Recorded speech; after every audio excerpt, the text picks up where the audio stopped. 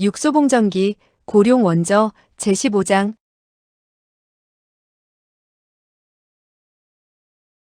15. 꽃을 수놓지 않는 여자. 산. 녹색의 산이다. 황혼 무렵의 산은 기묘하고도 아름다운 옅은 자줏빛으로 변해 있었다. 지금은 바로 황혼녘이었고 산중턱에는 월계화와 장미가 가득 피어 있었다. 머리를 굵게 따내린 두 명의 소녀가 산중턱에서 꽃을 따며 가볍게 콧노래를 흥얼거리고 있었다. 그녀들의 노랫소리는 봄바람보다도 더 가볍고 부드러웠으며 꽃보다 더 아름다웠다. 육소봉이 산중턱에 오르자 그녀들의 노랫소리가 갑자기 끊겼다.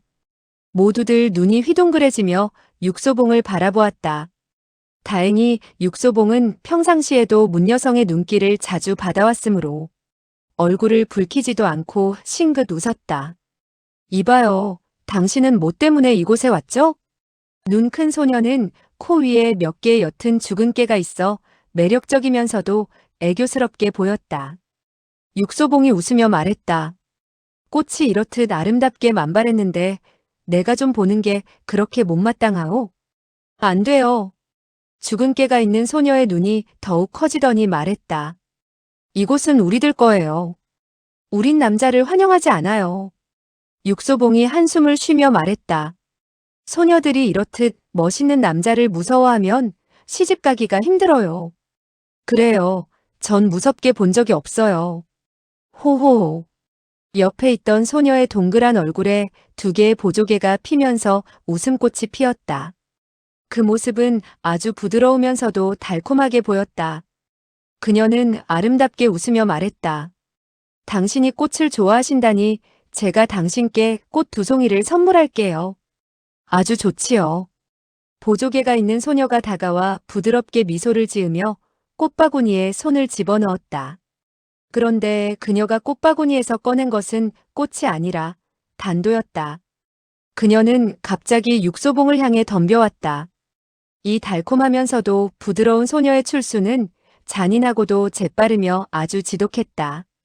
육소봉은 당황했으나 여인네들의 공격을 받는 게 처음이 아니었기 때문에 이미 방비를 하면서 몸을 돌려 7, 8척쯤 뒤로 물러설 수 있었다. 죽은 깨가 있는 소녀가 큰 목소리로 말했다. 보아하니 이 사람은 좋은 사람 같지 않아. 절대로 놓치지 마라. 그녀 역시 단도를 쥐고 단칼에 그를 향해 찔러갔다. 그녀의 출수 역시 빨랐다. 육소봉이 쓰게 웃으며 말했다.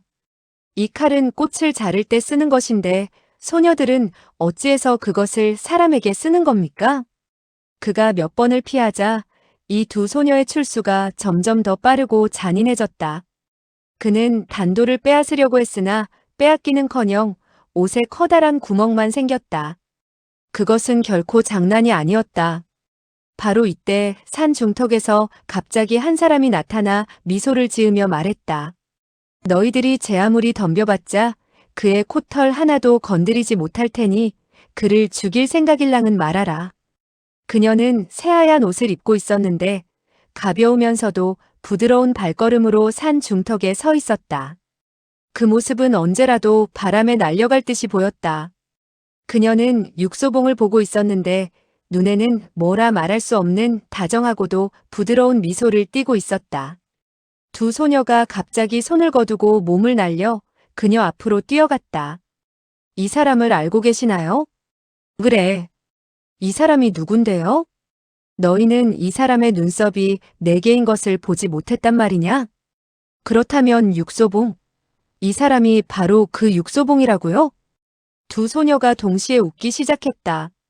그녀들이 키득거리며 말했다. 하긴 어쩐지 웃는 모습이 꼭 도둑 같더라니까. 육소봉이 탄식하며 말했다. 어미 호랑이보다 꼬마 소녀들이 더 무서울 줄은 생각지도 못했다. 내 생각이 빨랐기에 망정이지 그렇지 않았다면 지금쯤 내 몸에는 17, 8개의 구멍이 생겼을 거요. 그녀가 입술을 깨물며 말했다. 누가 당신더러 이렇게 오랫동안 절 찾지 말라고 하던가요? 제가 당신 몸에 구멍을 내지 못하는 게 정말 한스러운데요. 그녀는 말을 다 맺지도 못한 채 얼굴을 붉혔다. 꼭 먼 산에 지는 해처럼 그녀는 의외로 수줍어하고 있었다. 육소봉은 점점 그녀의 매력에 빠져 정신없이 쳐다보고 있었다. 그녀는 얼굴을 붉히면서 조용히 말했다. 내 얼굴에 꽃이 있는 것도 아닌데 당신은 왜 그렇게 쳐다보나요? 육소봉은 또다시 탄식하며 말했다. 이렇게 수줍음을 잘 타는 여인이 바로 강호 사람들이 모두 놀라는 그 유명한 냉나찰 설빙이라니 이상하지 않소? 설빙이 말했다. 당신도 절 보면 놀라나요? 놀라지는 않지만 심장은 평상시보다 3배나 더 빨리 뛰는군요. 보조개가 있는 소녀가 가볍게 웃으며 말했다. 이 사람은 생긴 것은 도둑 같은데 말하는 것은 꿀벌보다 더 달콤하네요. 또 다른 소녀 역시 가볍게 웃으며 말했다. 달콤하지 않다면 어찌 시시각각 그를 생각하셨겠니? 설빙이 그녀들을 한번 노려보더니 얼굴을 붉히며 말했다. 말 많은 계집애들이로구나. 내가 이 배신자를 생각한다고 누가 그러더냐? 그녀는 화를 내면서도 한편으로는 웃었다.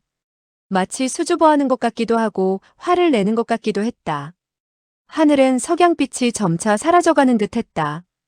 육소봉이 탄식하면서 중얼거렸다. 내가 좀 더 일찍 왔어야 했어. 뭐하러 오늘까지 기다렸는지. 설빙이 싱긋 웃으며 말했다.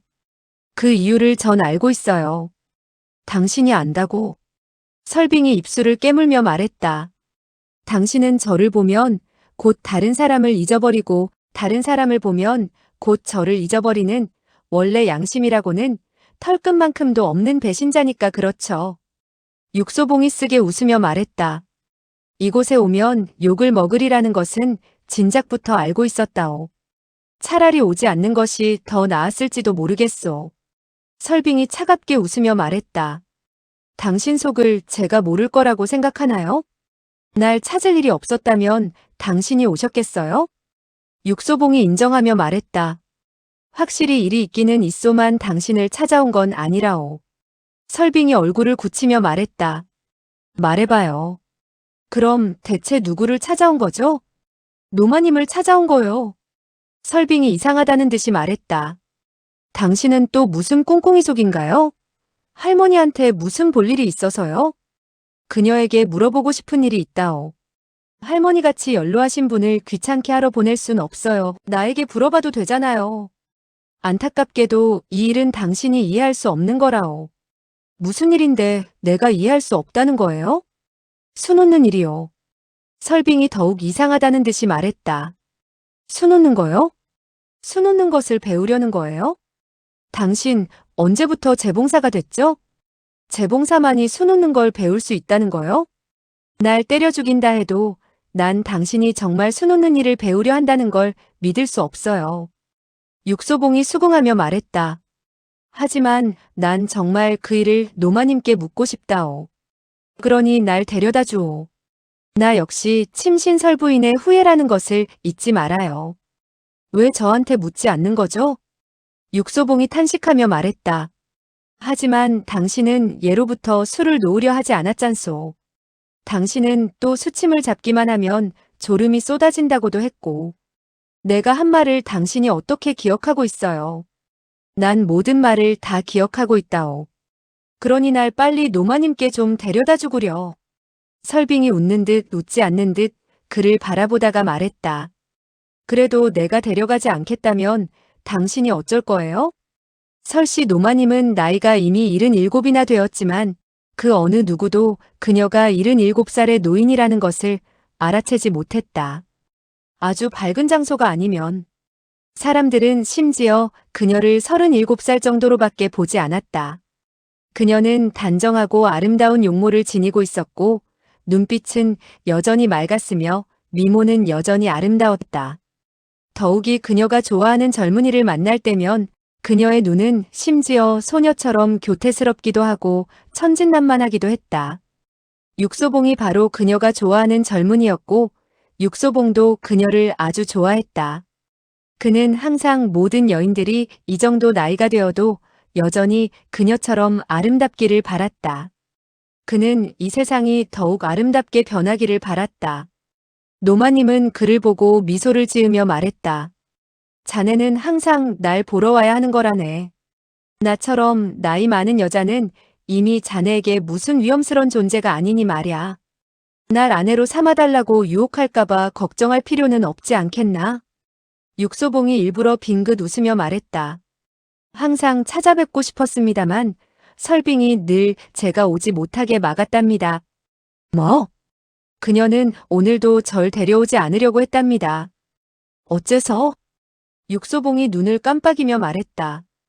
저도 그녀가 왜 그러는지는 모르겠습니다만 아마 그녀가 분명 질투를 하고 있는 듯 보입니다. 노마님이 키득키득 웃었다. 그녀의 눈빛이 더욱 밝아졌다. 이때 육소봉이 그 비단 자락을 건네주며 말했다. 이 물건을 좀 봐주시겠습니까? 노마님은 흘끗 보더니 곧 하찮게 여기는 양으로 고개를 저으며 말했다. 이게 뭐 좋은 거라고 그러나. 난 6살 때 벌써 이것보다는 더 좋게 술을 놓을 수 있었다네. 그 비단 위에 수놓아진 꽃을 봐달라는 것이 아닙니다. 그 비단과 수시를 좀 봐주십사 하는 거지요. 이런 물건은 이미 수백 번 수천 번을 보아왔다네. 자네는 뭘 봐달라는 건가? 그러니까 이 비단과 수실이 어느 지방에서 나온 것인지 봐달라는 겁니다. 노마님이 다가와 가볍게 한번 만져보더니 이렇게 말했다. 이 비단은 경성 복서상의 제품이고 수실은 복기에서 파는 거네. 두 상점은 모두 첩격벽이 주인이지. 경성의 본점에서만 이 물건들을 살 수 있다는 말씀인가요? 그 두 상점은 단지 한 주인이 경영하니 다른 부점이 있을 수 없지. 외지에서 팔 가능성은요? 손님이 사가지고 외지에 가져갈 수는 있겠지. 그녀는 이어서 말했다. 이 두 곳에서 파는 물건은 진품으로 자기네가 만들어서 직접 파는 것인 물량도 그다지 많지 않고 외관도 그리 크지 않다네. 주인인 양아복은 분수를 아는 사람이어서 돈을 많이 벌 욕심을 부리지 않는 사람이지. 그 상점은 경성의 어디쯤에 있나요? 왕과부사가 뒤에 아주 외진 골목에 있지. 10여 년 동안 별로 외관을 확충하지 않아. 정말 잘 아는 사람이 아니면 그곳에 찾아가 물건을 사는 사람이 별로 없다네. 그녀가 웃으며 계속 말했다. 사실대로 말해보게. 자네가 혹시 이 여인에게 빠졌는데 그 여자가 자네를 피해 숨어버려서 이 물건을 가지고 그녀를 찾아보려는 겐가? 육소봉은 한참 어리 빠져 있다가 엉겁결에 소리를 지르며 말했다. 여자요? 이게 여자가 수놓은 것이란 말씀입니까? 당연히 여자가 수놓은 거지. 혹시 잘못 보신 것은 아닙니까? 노마님은 약간 기분이 상해서 얼굴을 굳히며 말했다. 자네는 내가 잘못 볼 수 있다고 생각하는가? 늙은 할멈을 어린 아가씨로 볼 수 있다는 건가? 그렇지 않겠지요. 이런 일은 자네보다 여자들이 훨씬 더 잘 알아보는 법일세. 내가 만일 잘못 보았다면 내 보배 같은 손녀딸을 자네에게 주겠네. 육소봉이 웃음을 띠며 말했다.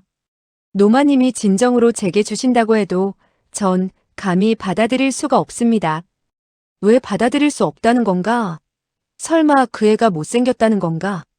생긴 거야 조금도 못생기지 않았지만 성격이 좀 그렇지요. 지난번 그녀에게 물렸을 때 전귀가 다 잘려나가는 줄 알았답니다. 설빙은 줄곧 옆에서 얌전하게 서 있다가 갑자기 얼굴을 붉히더니 고개를 더욱 떨구었다. 노마님도 웃으며 말했다. 자네들은 모두들 저 애가 잔인하다고 말하지만 내가 보기에 저 애는 조금도 잔인하지 않아. 오히려 아주 착하지. 노마님은 설빙의 손을 잡아 끌더니 웃으며 말했다. 이 애의 유일한 단점은 수줍음을 너무 탄다는 거야. 여자가 남자를 깨무는 거야. 원래 하늘의 섭리 아니겠나? 설빙은 귀까지 빨개져서 조용히 말했다. 전 그를 물어뜯지 않아요. 그는 너무 냄새가 나요. 노마님이 웃으며 말했다. 내가 누군가를 물어뜯지 않으면 그 사람에게 냄새가 나는지 안 나는지 어찌 알 수 있단 말이냐? 설빙은 아앙 하고 소리치더니 고개를 돌리고 뛰어나가 버렸다. 비록 빨리 뛰쳐나가긴 했으나 육소봉을 몰래 한번 훔쳐보는 것을 잊지 않았다. 조심해요. 육소봉은 그녀의 매력에 이끌려 또 얼이 빠진 것 같았다. 노마님은 실눈을 가늘게 뜨곤 웃으며 말했다. 자네도 저 애를 따라가고 싶은 건 아닌가? 가게나. 뭐 별로 어려운 일도 아닌데. 육소봉은 주저하면서 눈으로는 계속 그녀의 손에 있는 붉은 비단 자락을 바라보았다. 노마님이 웃으며 말했다. 뭘 그렇게 보나? 설마 자네에게 돌려주지 않을까봐 그러나? 그녀가 미소를 지으며 붉은 비단 자락을 그에게 건네주며 말했다. 만일 두 조각만 있다면 내 손녀딸이 신을 신발을 만들어줄 수 있을 텐데 단 한 조각뿐이니. 노마님이 말을 다 마치기도 전에 육소봉이 말을 가로막으며 말했다. 뭘 만들 수 있다고요? 신발을 만들 수 있다고. 이건 원래 신발 조각이라네. 육소봉이 또다시 얼이 빠진 듯 더듬더듬 말했다. 붉은 신발을 만들 수 있다는 겁니까? 노마님은 고개를 가로저으며 말했다. 당연히 붉은 신발을 만들지. 붉은 비단 조각으로 검은 신발을 어떻게 만들 수 있겠나? 아주 똑똑해 보이던 자네가 언제 이렇게 바보로 변하게 되었지? 육소봉이 한숨을 내쉬며 말했다. 방금 좀 놀라서 멍해졌습니다. 뭐가 무서워 그러나? 그녀가 밖에 숨어 있다가 저를 깨물까 봐서요. 확실히 육소봉은 문을 나서자마자 물리고 말았다. 과연 설빙이 바깥에서 그를 기다리고 있다가는 와락 달려들어 그를 세차게 물었다. 육소봉은 귀를 쓰다듬더니 쓰게 웃으며 말했다. 보아하니 어느새 난 제갈량이 되었나 보오. 이렇게 될 것을 귀신같이 예상했거든. 설빙이 그를 바라보며 차갑게 말했다. 누가 당신더러 절 업신여기라고 하던가요? 거기에다가 내가 당신을 데려가지 않겠다고 말했다고 고자질까지 하다니. 내가 만일 당신을 데려가지 않았다면 당신이 어떻게 여기에 올 수 있었어요? 난 정말로 당신을 세게 문 게 아니에요. 당신에게 아주 예의를 갖춘 거라고요. 육소봉은 입을 다물 수밖에 없었다. 여자들이 말썽을 일으킬 생각을 품고 있을 때면 똑똑한 남자들은 입을 다무는 법이다. 설빙이 갑자기 그의 손에 있는 붉은 비단을 낚아채더니 말했다. 이 물건은 대체 누가 수를 놓았으며 당신은 왜 그것을 보배처럼 중시하는 거지요? 그것이 워낙 보배이기 때문에 그러는 거라오. 설빙이 냉소하며 말했다. 괴상한 보배로군요. 내가 보기엔 조금도 가치가 없는 것 같은데. 이번엔 당신이 잘못 말한 거요. 그것은 적어도 18도의 명주, 80만 양의 은, 90냥의 금 정도의 가치가 있는 물건이라오. 설빙이 놀라 그를 쳐다보더니 물었다. 당신 미쳤어요? 아니, 미치지 않았다면 어찌 그렇게 허튼 소리를 할 수 있어요? 육소봉이 탄식했다. 설사 그가 이 사건을 그녀에게 말해주지 않으려 한다고 해도 조만간 그녀의 재촉을 받게 될 것이고 그건 아예 그 자신이 미리 말해주는 것보다 못하다는 것을 알고 있었기 때문이다. 설빙이 조용히 경청하더니 눈을 빛내기 시작했다. 그가 말을 마치자 또 물었다. 이 물건 외에 다른 단서는 조금도 없나요? 없다오. 그래서 당신은 지금 경성의 복서상에 가서 이 옷감이 언제 팔린 것인지 누가 사갔는지를 물어보려는 거군요. 그저 최근에 이런 붉은 옷감을 사간 사람이 많지 않기만을 바랄 뿐이요. 설빙이 눈을 깜빡이며 말했다. 비단을 파는 장사니까 아마 매년 기록을 해두었겠지요. 그러니 빨리 가야만 하오. 좋아요. 그럼 우리 내일 아침 일찍 떠나기로 해요. 육소봉이 멍청해져서 물었다. 우리? 네. 우리요. 우리라니 당신도 포함해서 말이요? 당연하죠. 육소봉이 담담히 말했다. 그 속에 당신을 포함시킨다면 날 포함시키지 않겠소. 그렇다면 날 데려가지 않겠단 말인가요? 그렇소. 설빙은 그를 한참 동안 쳐다보더니 눈알을 이리저리 굴리며 말했다. 조금 전에 할머니가 붉은 신발 얘기를 했을 때 당신은 좀 놀랐지요? 육소봉은 움찔했다. 아, 당신은 붉은 신발을 신은 사람을 본 적이 있죠? 붉은 신발을 신은 사람이야 많지. 하지만 그 중에 어떤 사람은 아주 특별하죠. 예를 들어 붉은 신발을 신어서는 안 되는 사람이 일부러 붉은 신발을 신는 경우가 있잖아요. 육소봉이 약간 놀라는 표정을 지었다. 그는 대금붕황이 죽을 때 손에 붉은 신발을 꽉 쥐고 있었던 사실을 아직 잊지 않고 있었다. 설빙은 당연히 그의 얼굴에 지나가는 표정을 놓칠 리가 없었다. 그녀가 유유히 말했다. 그 사람들이 왜 반드시 붉은 신발을 신으려 하는지 알고는 있나요? 모르겠소. 그 붉은 신발을 신는 사람들이 어떤 사람들인지 혹 알고 있나요? 붉은 신발에 어떤 비밀이 있는지 말해요? 모르겠소. 난 알아요. 육소봉이 숨을 길게 들이쉬었다. 심장이 갑자기 빨리 뛰기 시작했다. 붉은 신발의 비밀은 확실히 그의 마음을 움직였다. 그러나 그는 결코 묻지 않았다. 설사 지금 그가 묻는다 해도 설빙이 결코 말해줄 리가 없다는 것을 알고 있었기 때문이었다. 설빙이 그를 바라보며 유유히 물었다. 그 비밀을 알고 싶지 않으세요? 알고 싶소. 그렇다면 이제 절 데리고 경성에 갈 마음이 있나요? 육소봉이 쓴웃음을 지으며 말했다. 당연히 있소. 그것도 아주 많이. 육소봉은 말 타는 것을 싫어했다. 말을 타느니 차라리 걸어가기를 원했었다. 그러나 설빙이 말 타는 것을 좋아했기 때문에 그 역시 지금은 마차에 앉아 있을 수밖에 없었다. 설빙은 줄곧 얌전했다. 걷는 보폭도 얌전히 내디뎠다. 그녀는 이렇게 모양내는 것을 좋아했다. 다행히 마차는 별 흔들림 없이 조용히 움직였다. 길은 아주 평탄했을 뿐만 아니라 경성으로 가는 길이 아주 넓었기 때문에 그다지 불편하지 않았다. 육소봉은 마차에 앉아 아래턱을 쓰다듬었다. 아래턱이 자꾸 시큰거리는 듯했다. 그는 갑자기 자신이 최근 쓴웃음을 짓는 횟수가 많아져서 아래턱이 시큰거릴 정도로 자주 웃곤 했다는 사실을 이제야 깨달았다. 설빙은 바로 앞에 앉아서 그를 보고 있었다. 그녀의 눈에는 누구도 말로 표현하기 힘든 부드러운 미소가 충만했다. 육소봉이 참지 못하고 말했다. 이제 그 비밀을 말해줄 수 있지 않겠소. 무슨 비밀이요? 그녀는 뜻밖에도 그 일을 전부 잊어버린 듯했다. 당연히 붉은 신발의 비밀이지. 아, 그 비밀이요. 아직은 그 비밀을 말해줄 때가 아니에요. 언제까지 기다려야 말해줄 거요? 내가 즐거워지면요. 난 아직 별로 즐겁지 않아요. 왜 즐겁지 않소? 누구든 멍청이 앞에 앉아 있으면 즐거울 수가 없을 거예요.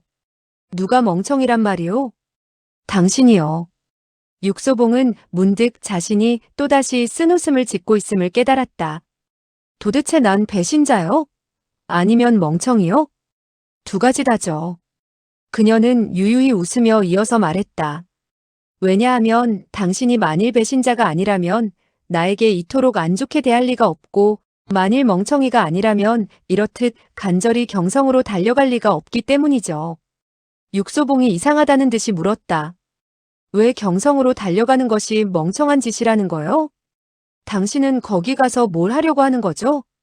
당신도 잘 알고 있지 않소. 복서상의 회계에서 그 비단을 누가 사갔는지 물어보려는 거요? 맞소. 이런 비단을 그들은 하루에도 엄청나게 많이 팔 거예요.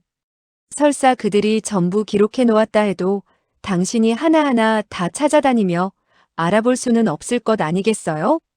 허나 붉은 비단과 검은 수시를 사간 사람은 그다지 많지 않을 거요. 게다가 그 사람은 줄곧 혼자서 행동했으니 당연히 자신이 직접 가서 샀을 거예요.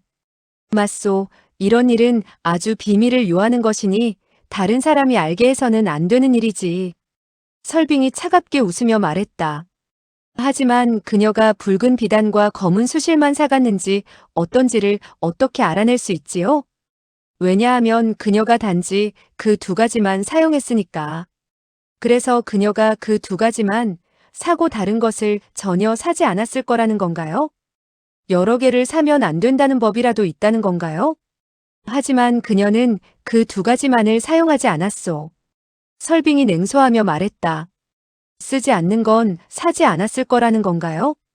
설마 그녀가 검은 수실과 붉은 비단만 잔뜩 사서 다른 사람들의 주의를 끌어 그녀를 잡아가라고 했을 거라는 건가요?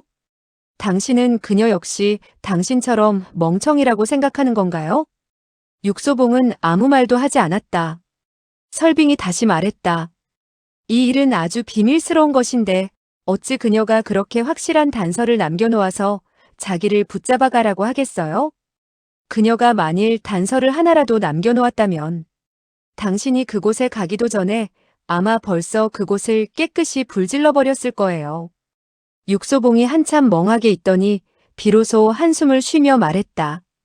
그리고 보니 난 정말 아주 멍청이었군 그래. 그러니 또한 배신자이기도 하고요. 그러니 아예 경성에 갈 필요가 없다는 거군. 가보았자 아무 소용이 없지요. 경성에 가는 게 아니라면 당신은 좀 전에 왜 이 길로 가자고 했소? 설빙이 생긋거리며 말했다. 왜냐하면 이 앞쪽에 아주 좋은 주점이 있다는 것을 알고 있기 때문이죠. 당신은 아주 큰 사람이니 분명 나에게 술 몇 잔을 사줄 거라는 것도 생각했고요. 육소봉이 쓰게 웃으며 말했다. 내가 비록 멍청한 데다가 도둑놈처럼 보이긴 했어도 장점이 한 가지는 있었구먼. 적어도 난 인색하지 않다 이거군. 남자에게 장점이 한 가지라도 있기만 하면 많은 여자들이 좋아하게 되는 법이랍니다. 마차의 창문을 열자 먼 곳에 있는 작은 호반이 보였다.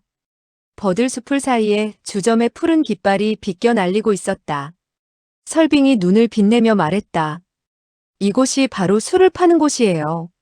아주 고급스러워 보이는군. 술도 아주 좋지요. 아주 고급이랍니다.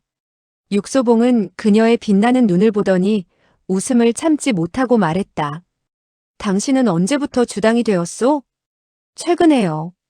최근 별로 기분이 좋지 않았소? 최근 할머님이 줄곧 술을 못 마시게 했죠. 할머님이 술을 못 마시게 하면 할수록 점점 더 술이 마시고 싶더라고요. 더군다나 그녀는 육소봉을 바라보며 한탄스럽게 말했다. 우리가 지난번 헤어진 후로 당신이 다시 왔으면 하고 바랐지만 당신은 계속 오시지 않았죠. 그러니 제 기분이 어떻게 좋을 수가 있었겠어요? 육소봉은 다시 대답할 마음이 없었다. 그가 다시 말을 하면 분명 또다시 귀를 물리고 말 것이라는 사실을 잘 알고 있었기 때문이었다. 그는 결코 귀가 하나밖에 없는 사람이 되고 싶지 않았다. 귀 한 짝은 눈썹 4개와 도무지 어울리지 않기 때문이었다. 그곳은 확실히 고급스러웠다. 푸른 버드나무가 가득한 데다가 황혼역이어서 푸른 물에 붉은 노을이 반사되었기 때문에 더더욱 아름답게 느껴졌다.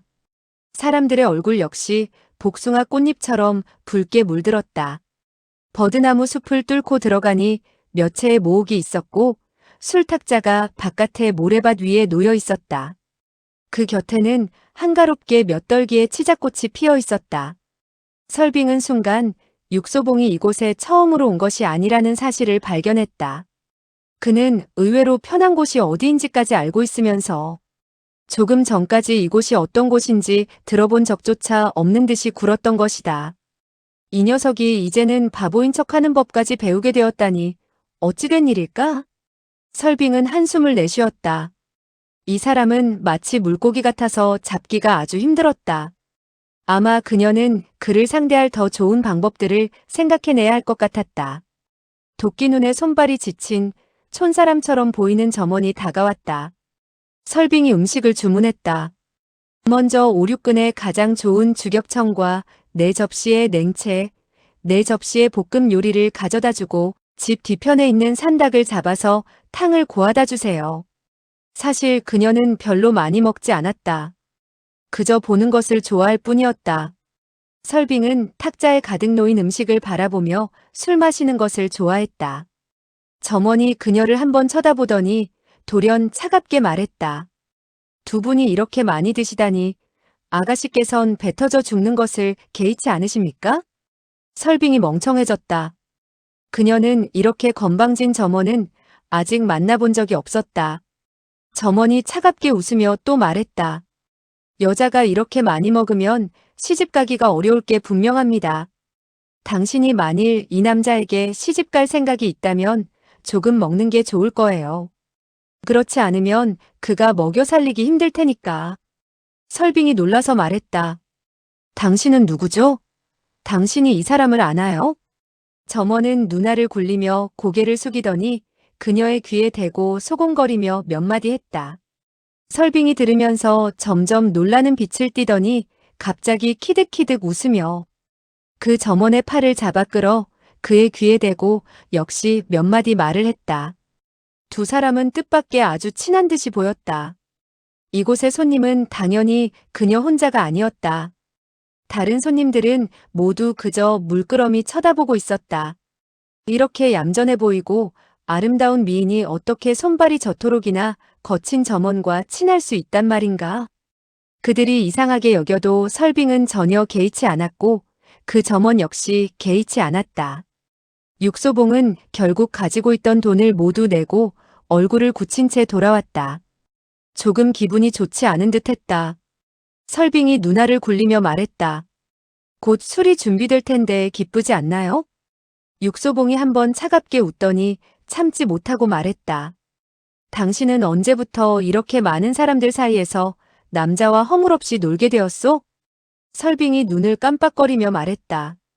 남자요? 무슨 남자요? 육소봉이 얼굴을 굳히고 말했다. 방금 전에 그 점원이 그럼 남자가 아니라는 거요?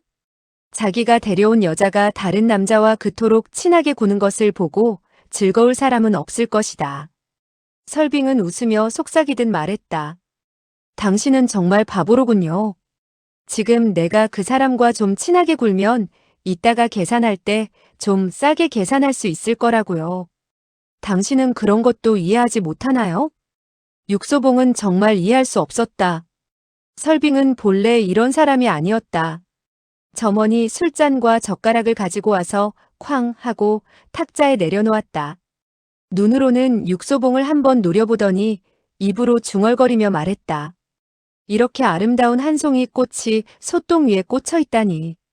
육소봉은 얼떨떨해졌다. 이 점원이 혹 무슨 약을 잘못 먹기라도 했단 말인가? 설빙은 입을 가리고 키득키득 웃기만 했다. 육소봉은 그 점원의 뒷모습을 보다가 돌연 그 역시 웃고 말았다. 무언가 얘기하려는데 술에 잔뜩 취해 비틀거리며 다가오는 한 사람을 보았기 때문이다. 한 손에는 술잔을 들고 다른 한 손으로는 그의 어깨를 두드리며 히히덕거리며 말했다. 난 자네를 안다네. 만난 적이 있지. 육소봉도 웃을 수밖에 없었다. 그는 확실히 이 사람을 만난 적이 있었다. 아마 누군가의 연회석상에서 만난 것 같았는데 그의 기억으로는 이 사람의 이름이 손중이며 강호에서 아주 유명한 인물이라는 소문이 들리기도 했었다. 이 사람은 그때도 지금처럼 눈에 초점을 잃고 혀가 꼬부라질 정도로 술을 잔뜩 마셨었다. 육소봉에게는 원칙이 하나 있었다. 그것은 그가 술에 취했을 때는 정신이 말짱한 사람을 귀찮게 하지 않고 정신이 말짱할 때는 술 취한 사람을 귀찮게 하지 않는다는 거였다. 허나 손중은 그를 귀찮게 할 심사인 듯 했다. 그가 다가와 앉으며 말했다. 난 이 사람을 아직 기억하고 있지. 그런데 이 사람의 성이 뭐였더라? 잊어버리는 편이 더 나았다. 당연히 육소봉은 다시 말해줄 생각이 없었다. 손중은 고개를 돌려 설빙을 똑바로 쳐다보더니 또 웃으며 말했다. 자네가 데려온 이 아가씨는 정말 아름답구먼. 꼭 한떨기 수선화 같아서 손만 뻗치면 잡을 수 있을 듯 하구먼. 그는 설빙 때문에 온 것이었다. 설빙이 점원과 그렇게 친숙하게 노는 것을 보고 가슴이 설레인 것이었다. 설빙은 얼굴이 빨개져서 고개를 떨어뜨리고는 다시 고개를 들지 못했다. 육소봉이 탄식하며 말했다. 노형께선 술이 좀 과하신 것 같은데 좀 쉬시지요. 그는 정말 골칫거리를 만들고 싶지 않았고 손중이 공경에 빠지는 것 역시 원치 않았다. 누구든 이 냉나차를 귀찮게 하면 문제가 보통 심각해지는 것이 아니었으니까 말이다. 손중은 전혀 그의 말을 듣지 않고 여전히 그녀를 뚫어지게 쳐다보다가 갑자기 힘껏 그의 어깨를 치며 말했다. 이보게, 자네는 오늘 내게 이 아가씨를 양보하게. 그리고 이후에 자네가 강호에서 무슨 문제를 만나든 이손 씨를 찾아와 부탁만 하게나. 육소봉이 뜻밖의 화를 참으며 담담히 말했다. 내게 문제가 생길 리는 없소. 보아하니 당신에게 곧 문제가 생길 것 같군. 권고하건대. 손중은 그가 말을 다 마치기도 전에 눈을 크게 뜨며 소리질렀다. 내가 자네에게 양보하라고 말한 것은 자네 체면을 봐준 거라네. 대체 양보할 건가? 양보하지 않을 건가? 육소봉은 또 탄식할 수밖에 없었다. 당신은 왜 그녀 자신에게 묻지 않는 거요? 손중이 크게 웃으며 말했다. 물어볼 필요도 없이 그녀가 나를 좋아하고 있다는 것을 알고 있다네. 내가 자네보다 못한 것이 어디 있나? 설빙의 얼굴은 더욱 빨개졌고 고개는 더욱 아래로 수그러졌다. 아주 사람을 감동시키는 자태였다. 손중은 군침마저 질질 흘리며 말했다. 아가씨, 저와 함께 저쪽으로 가서 술을 마시지 않으시겠습니까? 설빙은 얼굴을 붉히며 고개를 가로저었다. 싫어도 좋소. 그는 뜻밖의 손을 뻗쳐 설빙의 손을 잡아 끌었다.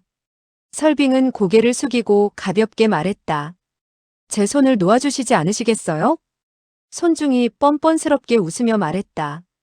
싫소. 설빙의 얼굴이 창백해지더니 차갑게 말했다. 정말로 놓지 않을 거예요? 당신이 설사 내 손을 자른다 해도 놓지 않겠소. 좋아요. 그녀는 손을 뻗어 손중이 허리에 찼던 칼을 빼냈다. 육소봉은 그녀의 얼굴이 일순 창백해지는 것을 보고 뭔가 잘못되었다는 것을 알고 그녀를 타이르려고 했다. 하지만 이미 칼은 빼내진 후였다. 손중도 검광을 보고는 역시 술이 확 깨서 손을 돌려 칼을 뺏으려 했다. 칼빛이 한번 번쩍하는 것이 보였을 뿐인데 그의 한 손이 이미 잘려 땅 위로 피가 뚝뚝 떨어졌다. 그의 동공은 수축되었고 눈동자는 튀어나올 듯이 놀라서 땅 위에 잘려나간 손을 보다가 설빙을 보다가 했다. 이 일이 현실이라는 것을 믿을 수 없을 것 같았다. 그가 믿을 수 있게 된 순간 그는 땅에 고꾸라졌다. 취한 사람의 반응은 항상 조금 느린 편이었다. 그의 친구들이 맞은편에서 히히덕거리며 가만히 지켜보다가 일이 이 지경이 되자 노호하여 달려들었다. 육소봉은 일부러 그들을 보지도 않고 미간을 찌푸리며 말했다. 당신은 왜 그의 손을 잘랐소? 설빙이 얼굴을 굳히고 말했다. 그가 자르라고 하잖아요. 하지만 그는 취해 있지 않았소? 취한 사람도 사람이에요. 육소봉은 돌연 출수하여 그녀의 손에 있던 칼을 빼앗아 두 손가락으로 가볍게 꺾어버렸다. 쨍강 하는 소리가 나며 칼이 조각나더니 다시 쨍강 하는 소리와 함께 또 한 번 갈라졌다. 그가 단지 두 손가락으로 꺾자 순식간에 잘 정련하여 만든 해도가 7-8조각이 나버렸다. 그가 미간을 찌푸리며 말했다. 이상하군. 이렇게 후진 칼이 어떻게 사람의 손을 잘라버릴 수 있었을까? 달려들던 사람들이 얼떨떨해져서 놀라 눈을 크게 뜨고는 그를 바라보고 있었다. 그 중에 한 사람이 참지 못하고 물었다. 친구의 조남이 어떻게 되시는지요? 육가요. 무슨 육가입니까? 육소봉의 육이요. 얼떨떨해 섰던 사람들의 얼굴이 돌연 창백해졌다. 당신이 바로 육소봉입니까? 설빙이 한번 생긋 웃더니 말했다. 육소봉이라는 세 마디가 재앙을 막아줄 수 있으리라곤 생각 못했는데요. 육소봉은 짐짓한식하더니 웃으며 말했다. 당신이 재앙을 초래하는 요물이라는 건 진작부터 알고 있었다오. 정말 당신을 데려와서는 안 되는 거였는데. 그가 재앙을 초래했다는 거예요. 내가 그랬다는 거예요? 당신은 어쨌든 정말로 그의 손을 잘라서는 안 되는 거였소. 그가 저더러 자르라고 했어요. 그는 술에 취해 있었소. 술에 취하면 사람들을 욕보여도 된다는 거예요? 그 점원이 와서 단정히 음식을 내려놓으며 차갑게 말했다. 술에 취한 사람 역시 사람이지만 그런 사람은 180번 칼을 맞아도 원통할 게 없지. 설빙이 생긋거리며 말했다. 맞아요. 그래도 당신은 뭘 좀 아는군요. 점원이 흥 하고 소리내더니 술과 음식들을 탁자에 늘어놓고는 고개를 돌리고 육소봉을 거들떠보지도 않은 채 가버렸다. 육소봉이 얼굴을 굳히고 말했다. 이 사람은 360번 칼을 맞아도 원통할 게 없소. 그가 갑자기 출수하여 두 손가락에 조각난 칼 한 조각을 끼고는 곧장 점원의 등을 찔렀다. 점원은 고개도 돌리지 않고 몸을 가볍게 날렸는데 마치 날개를 펴는 모습과 비슷했다. 술 파는 곳의 점원이 어떻게 이런 수준의 경공을 배울 수 있단 말인가? 내가 보기에 당신은 좋은 사람 같지 않더니 과연 비적이었구먼. 육소봉은 손을 휘둘러 손 안에 반 토막난 칼을 갑자기 그에게로 날렸다. 설빙이 엉겁결에 소리를 지르며 말했다. 당신 정말로 그를 죽이려는 거예요? 육소봉이 차갑게 말했다. 안심하시오. 그는 죽지 않을 테니. 이 두 마디 말을 끝냈을 때 그 점원은 이미 공중에서 몸을 날려 3번 공중회전하더니 그 칼 조각들을 닥치는 대로 낚아채고는 가볍게 땅 위로 섰다. 설빙은 그를 보다가 육소봉 쪽으로 고개를 돌리며 말했다. 당신은 그가 누군지 알고 있었군요. 육소봉은 여전히 얼굴을 굳힌 채 말했다. 난 그가 도둑이라는 것만 알 뿐이요. 점원이 웃음을 터뜨리며 말했다. 내가 도둑이라면 너는? 육소봉이 말했다. 난 도둑의 할아버지이지. 점원은 뜻밖의 음식과 술을 나르러 가지도 않고 그 자리에 털썩 주저앉더니 웃으며 말했다. 자네가 훔칠 만한 것이 많지 않다는 것이 아쉬울 뿐이네. 끽해야 지렁이나 잡을 수 있을 뿐이니 말이야. 설빙이 눈을 깜빡이며 말했다. 무슨 지렁이를 잡는다고요? 점원이 웃으며 말했다. 당신은 모를 거요. 그는 다른 재간은 하나도 없는데 지렁이를 잡는 것만큼은 선수거든. 열흘 동안 나를 위해 680마리의 지렁이를 잡아주었다오. 설빙이 또 참지 못하고 물었다. 그렇게 많은 지렁이로 무얼 하려고요? 난 지렁이는 한 마리도 필요 없소. 그저 그가 지렁이를 잡는 모습을 보는 것을 좋아할 뿐이요. 설빙이 웃었다. 당신은 그가 지렁이를 잡는 모습을 본 적이 있어? 없어요. 점원이 탄식하며 말했다. 진작 당신더러 같이 가서 보자고 했어야 했는데 그가 지렁이를 잡는 모습은 정말 아름답고 박자도 잘 맞아 경성의 유명한 창극보다도 더 재미있다오.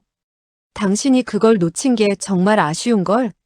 설빙이 웃음을 참지 못하고 말했다. 상관없어요. 다음에 분명히 볼 기회가 있을 테니까요. 다음에 또 있을 거라고. 설빙이 정색하며 말했다.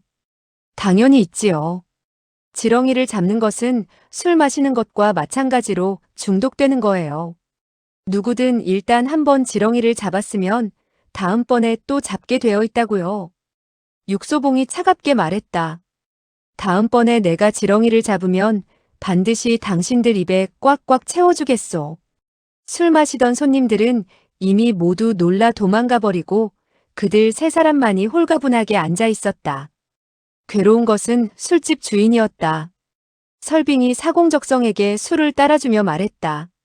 당신은 도둑질을 아주 잘하면서 왜 술 파는 점원이 되려는 거죠? 육소봉이 말했다. 왜냐하면 그는 이 일에 인이 박혔기 때문이라오. 그는 당연히 사공적성이 지난번 조대마자로 분장했었던 일을 아직 잊지 않고 있었다. 그 일은 누구라도 잊을 수 없는 일이었다. 사공적성이 웃으며 말했다. 지난번에는 내가 자네를 속였지만 이번엔 속이지 못한 것 같군. 육소봉이 그를 응시하며 말했다. 이번에는 자네가 정말로 날 속이려 했던 게 아닌 것 같은데. 세상에 술 파는 점원이 이렇게 나쁜 태도를 가질 리는 없다. 만일 그가 육소봉이 알아차리도록 할 생각이 없었다면 왜 일부러 이렇게 이상한 태도를 보였겠는가? 사공적성은 한숨을 쉬더니 말했다. 지난번 자네가 불 속에서 조대마자를 구해낸 이후로 난 자네라는 사람과 우정을 나눌 수 있을 것이라는 사실을 알았다네. 허나 자네는 도리어 내게 지렁이를 잡게 하지 않았나. 사공적성이 또 웃으며 말했다. 자네는 다른 사람이 이 사건을 모를까봐 걱정하는 것처럼 보이는군. 사람들이 만날 때마다 꼭 한 번씩은 얘기를 하니 말이네. 육소봉이 눈빛을 빛내며 말했다. 자네는 이미 화만로와 김구령을 만난 건가? 그렇다네. 그들이 자네에게 내가 설빙을 찾아갈 거라고 그러던가. 사공적성이 고개를 끄덕였다. 그래서 자네는 내가 이곳에 와서 술을 마실 거라고 추측한 것이로군. 그래서 내가 이곳에서 자네를 기다린 거고. 사공적성이 한숨을 내쉬며 말했다. 자네가 잘못 알고 있는 거라네. 나 역시 자네를 속일 생각은 없었다고. 육소봉이 말했다. 내가 알고 있는 건 우리가 친구라는 사실뿐이네. 사공적성이 탄식하며 말했다. 이상한 일은 많은 사람들이 나더러 자네의 물건을 훔쳐오라고 부탁한다는 거야. 이번엔 뭘 훔치려는 건가? 자네에게 붉은 비단자락이 있나? 육소봉이 미소 지으며 말했다. 내가 가지고 있다는 것을 자네가 알고 있지 않나? 나도 자네를 속일 생각이 없다네. 붉은 비단 위에 검은 모란이 수놓아져 있나? 자네가 훔치려는 게 바로 그 붉은 비단이란 말인가? 그렇다네. 자네는 우리가 친구라고 하면서 나에게서 뭘 훔칠 작정인가? 이미 한 사람과 약속을 했기 때문이라네. 왜 약속을 했나? 약속하지 않을 수 없었다네. 어째서? 그 사람에게 빚을 졌기 때문이네. 그 사람이 누군데? 사공적성이 쓰게 웃으며 말했다. 자네는 내가 말해줄 리 없다는 것을 알면서 왜 묻는 건가? 육소봉이 웃으며 말했다. 자네도 내게 빚진 게 있는 것 같은데. 난 자네를 구해주었을 뿐만 아니라 자네 대신 지렁이를 680마리나 잡아주었지 않나? 그래서 지금 자네에게 사실대로 다 말하고 있는 거잖아. 사실대로 말을 해주면서 여전히 훔칠 생각도 한다 이거지. 그런 붉은 비단은 비싼 가치가 있는 것은 아니네. 자네는 예전부터 감나가는 것은 훔치지 않았지. 자네는 그 물건을 가지고 있어봤자 아무 소용이 없다는 것을 이미 알고 있곤 그래. 자네에게 그걸 선물하라는 건가? 바로 그렇다네. 육소봉이 눈을 깜빡거리며 말했다. 거래를 하나 해도 상관없겠지. 무슨 거래? 그것을 훔쳐달라고 한 사람이 누구인지만 말해주면 자네가 그것을 훔쳐가도록 해주겠네. 그런 거래는 말도 안 되네. 육소봉은 또다시 한숨을 쉬며 말했다. 거래가 말이 안 된다면 내기를 하는 수밖에 없겠군. 어떻게 내기를 하자는 건가? 이곳 뒤에 방이 몇 채 있다는 것을 알고 있나? 6개가 있지. 오늘 저녁 그곳으로 가서 훔치러 오는 것을 기다리고 있겠네. 사공적성이 미간을 찌푸리며 말했다. 자네가 이미 내가 훔치러 간다는 사실을 알고 있는데 내가 어떻게 훔칠 수 있다는 건가? 육소봉이 웃으며 말했다. 자네는 도둑 중의 왕이니 도둑질에서는 천하의 적수가 없을 거고 그러니 분명 무언가 좋은 방법이 있겠지. 사공적성이 갑자기 눈빛을 빛내며 말했다. 내가 정말 훔쳐낼 방법이 있다면? 물건은 내 몸에 있네. 자네가 훔쳐갈 수만 있다면 난 기꺼이 자네를 위해 다시 680마리의 지렁이를 잡아주겠네. 어떤 방법을 사용하든 상관없나? 당연히 자네 마음대로. 방법이 있기는 한데 친구에게 써먹고 싶지가 않군. 오늘 저녁 자네는 날 친구로 여기지 않아도 괜찮으이. 사공적성은 돌연 술 한 잔을 다 마셔버리고 말했다. 좋아, 자네와 내기하지. 내가 만일 지면 나도 기꺼이 자네를 위해 지렁이를 잡아주겠네. 난 자네가 지렁이를 잡아주기를 바라는 게 아니라네. 그럼 자네 앞에서 무릎을 꿇고 자네를 아저씨라고 부를까? 육소봉이 웃으며 말했다. 할아버지라고 불러야 하네. 좋아, 결정됐어. 발뺌하는 사람은 짐승보다도 더 못한 사람이네. 설빙이 웃으며 말했다. 보아하니 이번에 누가 지든지 상관없이 난 아주 재미있는 구경을 할 수 있겠네요. 사공적성이 말했다. 허나 아직은 저녁때가 안 됐네. 육소봉이 말했다. 그러니 우린 여전히 친구이고. 사공적성이 말했다. 그러니 내가 자네에게 술 한 잔 따르겠네. 육소봉이 또 웃더니 말했다. 자네가 술에다 독을 섞지 않기만을 바랄 뿐이야. 사공적성 역시 웃으며 말했다. 나 또한 자네가 날 취해 쓰러지게 하지 말기만을 바랄 뿐이라네.